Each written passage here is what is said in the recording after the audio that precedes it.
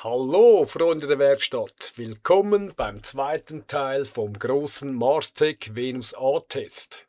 Zuerst erkläre ich euch die ganze Software, die App, was man damit alles machen kann, was man einstellen kann und was man vor allem auch nicht einstellen kann.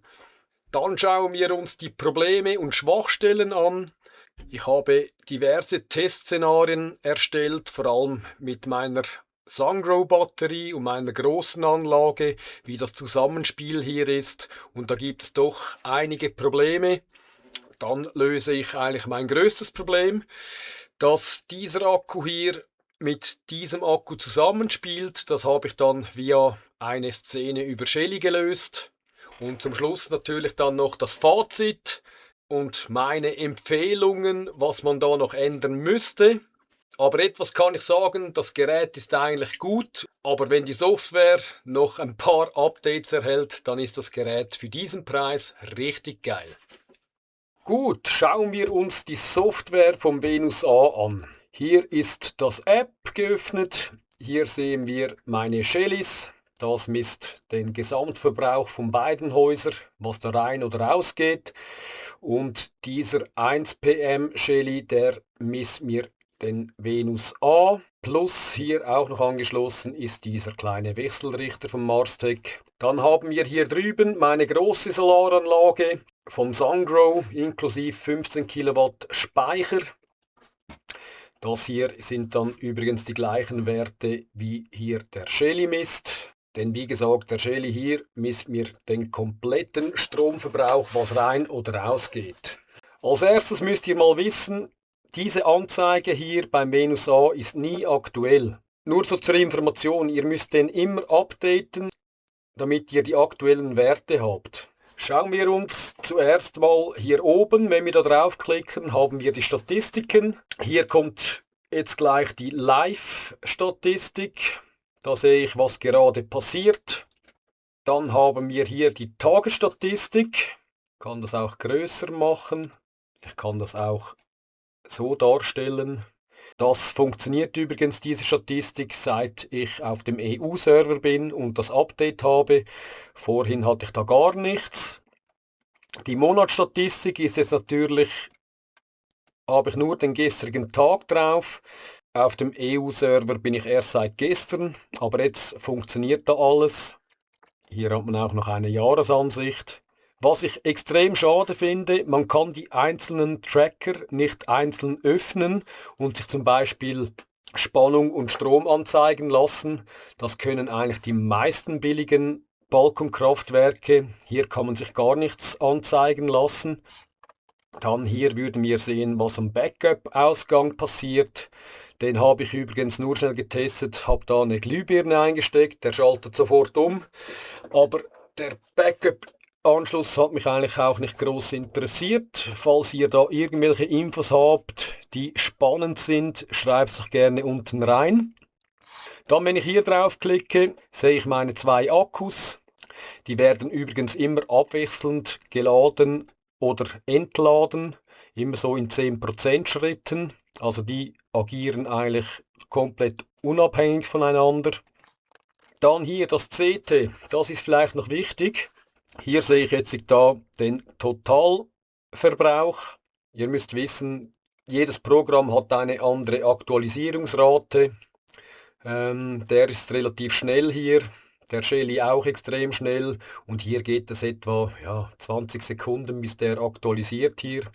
Aber wir können sehen, eben hier sind wir bei 57, hier bei 800, hier bei 600, aber eben, das wechselt immer, aber das stimmt alles ziemlich genau.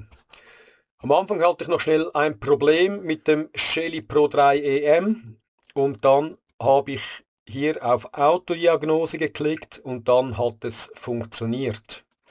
Dann haben wir hier die verschiedenen Modus Eigenverbrauch oder ich kann auf manuell umstellen. Hier kann ich beliebig viele Zeitprogramme erstellen. Ich kann zum Beispiel sagen, von 4 Uhr bis 6 Uhr früh soll er entladen oder laden. Und dann kann ich mir hier auch noch die Wochentage auswählen, an denen er das machen soll. Und dann kann ich auf Bestätigen gehen. Die Leistung natürlich muss ich noch einstellen. Ich kann dem jetzt sagen, er soll mit 500 Watt entladen. Dann auf Bestätigen und schon habe ich einen neuen Zeitplan erstellt. Den kann ich dann hier einfach ein- oder ausschalten, um ihn zu aktivieren. Und ihr seht, er ist jetzt auf manuell gesprungen. Das heißt, hier müsste er jetzt eigentlich sofort aufhören zu entladen.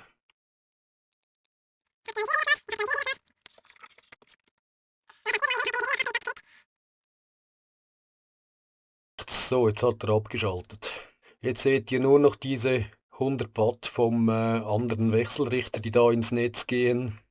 Also es dauert ungefähr 20 Sekunden, bis der hier umschaltet. Ich gehe hier wieder auf Eigenverbrauch. Jetzt müsste er eigentlich wieder Strom ans Netz abgeben, denn wir beziehen hier immer noch Strom vom Netz. Jawohl, macht er auch. Dann gehen wir mal in die Einstellungen. Eben hier haben wir die verschiedenen Modus, die man einstellen kann. Hier kann man die Backup-Steckdose hinten ein- und ausschalten, Bluetooth-Sperre. Die LED-Leuchte vorne am Display kann man hier ein- und ausschalten, das ist auch neu. Überschusseinspeisung, das heißt, wenn der Akku voll ist vom Venus A, dann geht der Rest ins Netz rein, kann man hier ein- und ausschalten. Eben hier, wie gesagt, 800 oder 1200 Watt einstellbar. In Deutschland ist ja 800 Watt erlaubt. Da fehlt mir eigentlich komplett, dass man das frei einstellen kann. Denn zum Beispiel in der Schweiz ist das gar nicht erlaubt. Wir dürfen maximal 600 Watt ins Netz einspeisen.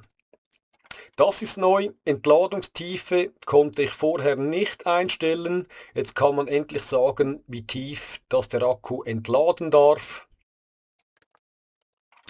Local API kann man einschalten, eben wenn man den Venus zum Beispiel über Home Assistant auslesen will. Statistiken ist dasselbe wie vorhin schon gezeigt, da kommt man auf das Gleiche.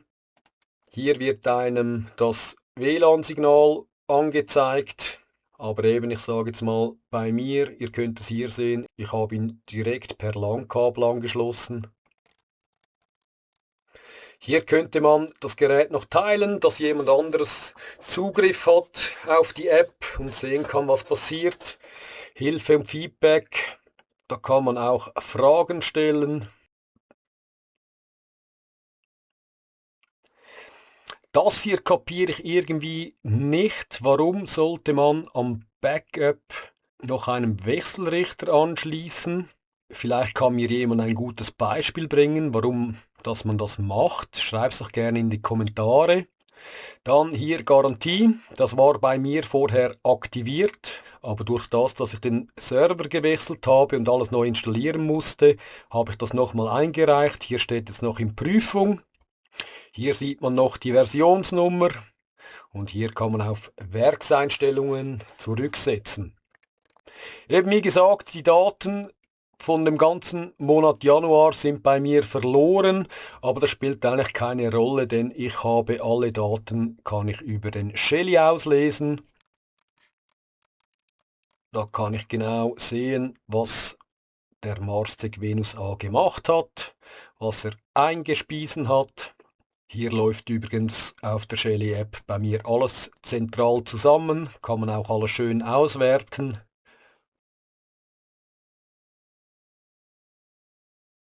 Für den ersten Test hat es mich mal interessiert, was passiert, wenn ich den Netzstecker ziehe, aber die PV-Module immer noch eingesteckt sind. Ich schalte hier mal die Shelly-Steckdose aus. Wir merken uns diese 2,95 Kilowattstunden, die er in der Batterie hat. Jawohl, es funktioniert weiter. Wir können es hier oben sehen, die Zeit. Shelly-Steckdose ist immer noch ausgeschaltet, also funktioniert wunderbar, auch ohne Netzanschluss. Das Ganze funktioniert übrigens auch, wenn der Marstec im Modus Eigenverbrauch ist, habe ich auch getestet. Wenn ihr so wie ich auch noch eine andere Solaranlage habt, aber ohne Speicher, dann funktioniert auch alles wunderbar. Sobald die große Solaranlage hier einspeist ins Netz, fängt er im Eigenverbrauchsmodus an, diese Batterie zu laden. Das funktioniert perfekt. Auch das Gegenteil, wenn wir Strom aus dem Netz beziehen, dann schaltet er um und gibt Strom aus dem Akku dazu. Jetzt kommt aber das große Problem, und zwar, wenn ihr auch einen zweiten Speicher so wie ich habt, dann funktioniert das überhaupt nicht mehr. So, das ist jetzt eigentlich die blödste Situation, das hat er überhaupt nicht im Griff. Sobald meine Batterie hier, die Sungrow-Batterie, Strom ans Haus abgibt. Ich musste den abschalten, denn der war schon seit 20 Minuten, hat quasi diese Batterie geladen. Ich schalte es nochmal auf Eigenverbrauch, damit ihr das auch noch sehen könnt. So, ihr seht es, diese Batterie wird geladen. Obwohl wir eigentlich zu wenig Strom haben. Geht immer höher rauf. Ich verstehe das nicht, dass man nicht in der Software ein Limit setzen kann. Zum Beispiel, hey, fang erst bei einer Differenz von, keine Ahnung, 100 Watt an, irgendwas zu machen. Jetzt ist er schon bei fast 600 Watt, wo diese Batterie geladen wird. Und meine Batterie hier gibt 3,5 Kilowatt ans Haus ab. Also das funktioniert überhaupt nicht. Übrigens, der umgekehrte Weg habe ich auch gesehen, dass der Venus A meine große Batterie lädt.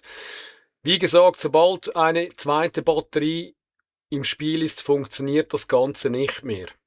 Ihr könnt auch hier schön sehen, der Shelly, der hat immer plus minus um die 0 Watt. Ich sage Differenz um die 50 Watt vielleicht.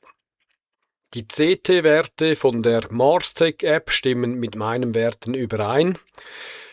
Aber wenn er sieht, dass er plus minus 0 ist, versucht er immer mehr und mehr zu ziehen. Das heißt, meine andere Batterie muss immer mehr dazugeben. Ich hoffe mal, dass da bald ein Software-Update kommt, wo dieser Fehler behoben wird, oder vielleicht noch eine Einstellung, damit man selber eine Begrenzung einstellen kann, ab welchem Wert überhaupt irgendwas gemacht werden darf. Was mich auch ein bisschen nervt, dass man die App ständig aktualisieren muss. Der aktualisiert sich nicht selber. Hier haben wir noch einen Fehler. Der Marstech war im Modus manuell. Den habe ich umgeschaltet auf Eigenverbrauch, und zwar schon vor ungefähr einer Stunde. Wir schauen schnell hier. Wir beziehen Strom aus dem Netz seit 17 Uhr. Also seit 17 Uhr beziehen wir Vollgasstrom aus dem Netz, weil unsere Batterie hier leer ist. Der steht also schon seit über einer Stunde auf Eigenverbrauch und er gibt keinen Strom dazu. Ich habe auch herausgefunden, wieso. Jetzt schaut mal, ich gehe hier auf CT. Seht ihr hier, da stimmt alles überein. Stimmt alles überein. Also der müsste eigentlich schon lange Strom vom Venus A ins Netz abgeben. Und jetzt kommt wieder das. Hier draufklicken, Autodiagnose drücken. Jetzt könnt ihr hier schauen. Und er fängt an. Also auch ein Riesenbug. Diese Autodiagnose müsste die App automatisch machen. Keine Ahnung, vielleicht alle 20 Sekunden. Dann würde wahrscheinlich auch der Eigenverbrauch funktionieren. Das wird wahrscheinlich der Fehler sein. Also auch ein weiterer Software-Bug, dass man hier draufklicken muss, damit er irgendwas anfängt zu machen. Jetzt gibt er Strom ab. Man sieht es hier natürlich nicht. Man muss wieder zuerst aktualisieren. Und jetzt sieht man es. Damit mein Venus A aber trotzdem so funktioniert, wie ich das will, habe ich mir schnell ein paar Szenen erstellt im Shelly-Programm. Ich möchte gar nicht groß darauf eingehen. Falls euch das interessiert, mache ich gerne mal ein separates Video dazu. Ich kann nur so viel sagen, mein Venus A macht jetzt genau das, was ich will, zu welcher Zeit ich will und ab welchem Wert ich will. Es funktioniert genauso, wie es soll, und das ist eben das Geile an Shelly. Man kann damit echt einfach alles machen. Warum habe ich mir den Venus A gekauft? Mein SunGrow-Speicher ist ein bisschen zu klein. Ich brauche da eine Erweiterung. Doch der SunGrow kostet 1500 Euro. Der Venus A inklusive Erweiterung kostet 900 Euro. Der zweite Grund ist, hier kann ich noch Solarmodule anschließen. Das hilft mir noch ein bisschen weiter im Winter, denn da habe ich zu wenig. Das nächste ist, wenn dieser Speicher voll ist, dann lädt meine große Solaranlage den Venus A voll und ich verschenke keinen Strom mehr. Dieses Gebäude hier braucht in der Nacht nur ungefähr 500 Watt. Jetzt muss dieser Speicher, diese 500 Watt, 60 Meter weit hier rüber schicken. Das sind auch Verluste, die hier entstehen. Dann, das ist ein 20 Kilowatt Wechselrichter. Ich weiß nicht, was der für einen Wirkungsgrad hat, wenn der nur 500 Watt hier durchschickt. Das kann ich jetzt auch überbrücken, denn jetzt kann in der Nacht der Venus A die Grundlast abdecken. Da habe ich kurze Leitungswege und wenn ich da nur 500 Watt durchlasse, ist der Wirkungsgrad einiges besser als bei diesem hier. Habe ich übrigens gemessen. Wirkungsgrad vom Venus A ist zwischen 84 und 87%. Je nachdem, wie viel Leistung da durchgeht. Je weniger Leistung man rausschickt, desto schlechter ist der Wirkungsgrad. Bei 800 Watt hatte ich ungefähr 87% Wirkungsgrad, was eigentlich ein sehr guter Wert ist. Im Frühjahr kommt dann noch was dazu. Hier ist der Shelly Pro 3 EM, der misst mir wie gesagt beide Gebäude. Ich werde noch einen zweiten Shelly Pro 3 EM montieren, und zwar hier. Und das hat folgenden Grund. Ich werde in Zukunft den Marsec nur noch über Shelly steuern. Und zwar kann ich dann das so machen, wenn dieser hier einen Überschuss von der großen PV-Anlage erfasst, dann lädt er mir diese Batterie und er entlädt mir diese Batterie anhand den Daten vom Shelly 2, der mir diesen Verbrauch hier misst. Also in der Nacht wird hier nur eingespiesen, was dieses Haus auch wirklich braucht. Nicht, dass die Energie vom Venus A zurückgeht in dieses Haus. Dann habe ich hier auf dem Haus noch ein paar Quadratmeter entdeckt, die auch im Winter nicht verschattet sind. Hier werde ich mein drittes System montieren, wahrscheinlich auch wieder mit einem günstigen Speicher. Kommen wir zum Fazit. Ich würde mir den Venus A immer wieder kaufen, denn für diesen Preis bekomme ich nichts anderes. Die Software ist in meinen Augen zwar noch eine Katastrophe, aber das Gute ist, Software kann man relativ einfach mit Updates beheben. Ich hätte da noch einen Vorschlag an die Hersteller solcher Geräte. Mir ist klar, dass ich mit meinem kleinen Kanal für euch wahrscheinlich nicht sehr interessant bin, aber lasst mich doch eure Geräte testen, bevor ihr die auf den Markt bringt. Ich mache das kostenlos in meiner Freizeit und vor allem mit einem echten Mehrwert für euch. Noch an euch, liebe Zuschauer, denkt daran, eure Erfahrungen unten in die Kommentare zu schreiben, damit alle davon profitieren können. Wenn dieses Video euch etwas gebracht hat, dann unterstützt mich doch gerne mit einem Daumen hoch. Das ist absolut gratis. Und wenn euch solche Themen interessieren, könnt ihr mich gerne abonnieren. Es gibt immer wieder was Neues von mir. Also danke fürs Zuschauen und bis zum nächsten Mal.